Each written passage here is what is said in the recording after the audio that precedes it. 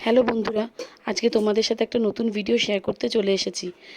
জামাই ষষ্ঠী উপলক্ষে আমাদের বাড়িতে আমার ননদের বর এসেছেন। এই যে আমার ননদ আমার মেয়ের হাতে মিষ্টির প্যাকেট দিয়েছে। আমার মেয়ে এখন এই বাড়ির বিশাল বড় সদস্য, ভীষণ খুশিও। আর এই যে আমি আমার নন্দে জামাইকে সমস্ত খাবারগুলো পরিবেশন করে দিচ্ছি। আজকে প্রত্যেকটা রান্না আমার হাজব্যান্ড নিজের হাতেই তৈরি করেছে। দেখে নাও তোমরা মেনুতে কী কী রয়েছে। নান, ডাল মাখানি, ফ্রায়েড রাইস, সাদা ভাত, ভাজা, চিকেন কষা, মাটন কষা, ইলিশ ভাপা, মিষ্টি, ফল, সব কিছুই রয়েছে। আমার নন্দে জামাই এখন খেতে বসবে, দেখো তোমরা। আর একটা ছোট্ট জামাইও বসবে, দেখো। ভীষণ দুষ্টু আমার ননদের ছেলেটা, আর তার সাথে ভীষণ মিষ্টি।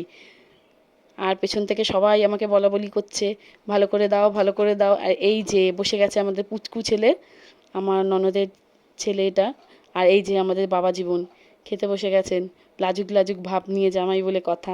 আর এই যে আমি আমার জামাই বাবা জীবনকে গিফট তুলে দিচ্ছি। এবার আমাদের পুচকু হাত বাড়িয়ে গিফটটা নেবে, দেখো।